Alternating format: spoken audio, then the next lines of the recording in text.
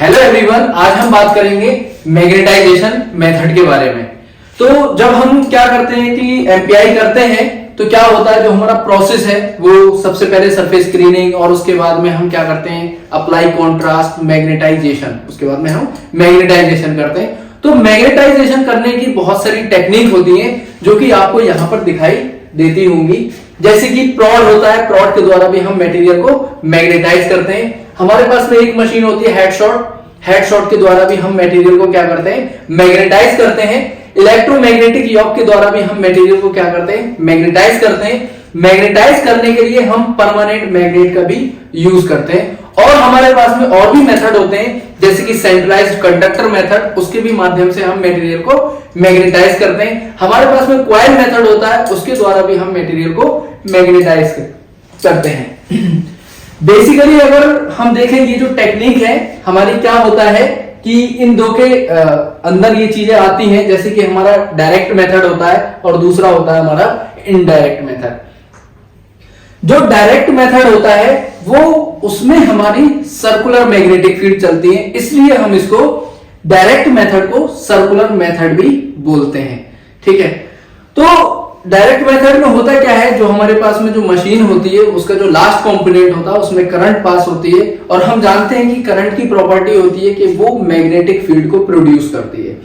उस magnetic field से हमारा मटेरियल क्या होगा मैग्नेटाइज होगा। जैसे कि यहाँ पे आपको लिखा हुआ दिखाई दे रहा है कि current passes through the component. हमारा जो कंपोनेंट होता है उसमें करंट होती है और उस करंट की हेल्प से हमारा मटेरियल क्या होता है मैग्नेटाइज होता है। क्योंकि करंट की प्रॉपर्टी आपको बताया जैसे कि करंट जो है वो मैग्नेटिक फील्ड को प्रोड्यूस करती है। जैसे कि आपने 12th में पढ़ा होगा, 10th में पढ़ा होगा राइट हैंड थंब रूल। अगर हम किसी भी कंडक्टर को अपने हाथ में होल्ड कर लें इस तरीके से, तो ये जो थंब है वो इंडिकेट करता है करंट की डायरेक्शन को, और ये जो हमारी फिंगर होती है ये इंडिकेट करती है मैग्नेटिक फील्ड को। तो कुछ इसी प्रकार से क्या होता है कि डायरेक्ट मेथड में हमारा right hand thumb rule work करता है और उस मैग्नेटिक फील्ड की हेल्प से क्या होता है हमारा मटेरियल मैग्नेटाइज होता है।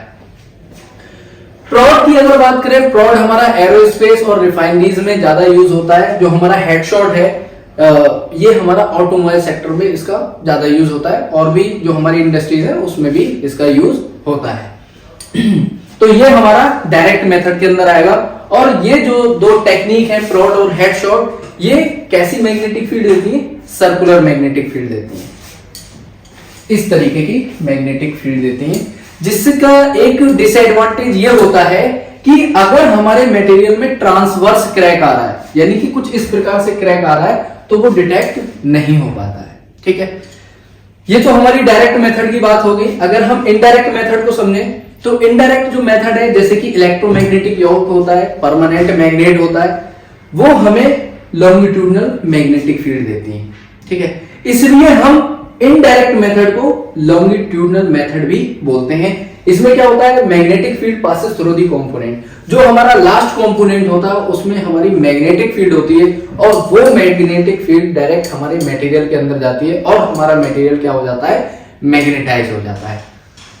तो ये हमारे मैग्नेटाइजेशन मेथड थे। मैग्नेटाइज करने के बाद में हमें पता है हम अप्लाई फेरस पार्टिकल करते हैं। जैसे कि हमने प्रीवियस लेक्चर में डिस्कस किया था कि हमारे ड्राई मेथड और वेट मेथड होते हैं। ड्राई मेथड का मतलब कि हम सूखे हुए पार्टिकल का अगर यूज कर रहे हैं तो हम उसको ड्राई मेथड बोलते हैं, जो कि ये हमारा ड्राई मेथड होता है। इसके अंदर हमारे पार्टिकल होते हैं।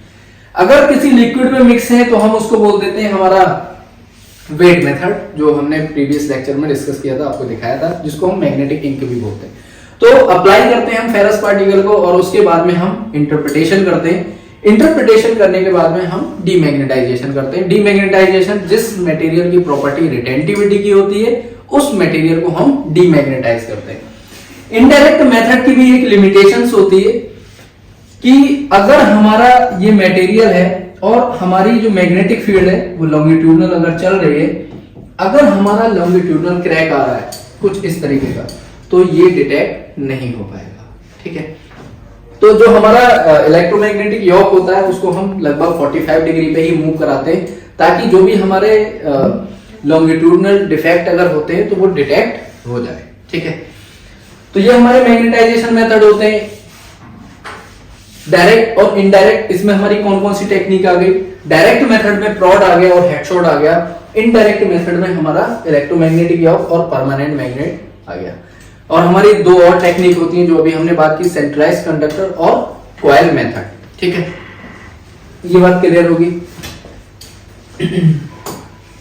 अगर हम बात करें हमारी मैग्नेटिक फील्ड कितने प्रकार की होती है, तो मैग्नेटिक फील्ड हमारी 3 प्रकार की होती है। एक होती है longitudinal magnetic field, circular magnetic field और होती है हमारी multi directional magnetic field. Longitudinal का मतलब अगर सीधी सीधी ट्रेवल कर रही है तो हम उसको लॉन्गिट्यूडनल मैग्नेटिक फील्ड बोलते हैं। सर्कुलर का मतलब कुछ इस प्रकार से मैग्नेटिक फील्ड चल रही है तो हम उसको सर्कुलर मैग्नेटिक फील्ड बोलते हैं। मल्टी डायरेक्शनल का मतलब होता है कि मल्टीपल डायरेक्शन में अगर हमारी मैग्नेटिक फील्ड चलेगी तो हम इसको बोलेंगे मल्टी डायरेक्शनल मैग्नेटिक फील्ड। ठीक है, तो आपको समझ में आया होगा कि हम किस किस टेक्निक के द्वारा हम मटेरियल को मैग्नेटाइज करते हैं। तो अधिकतर जो यूज होने वाली टेक्निक है वो इलेक्ट्रोमैग्नेटिक यॉक है, उसका ही अधिकतर यूज होता है।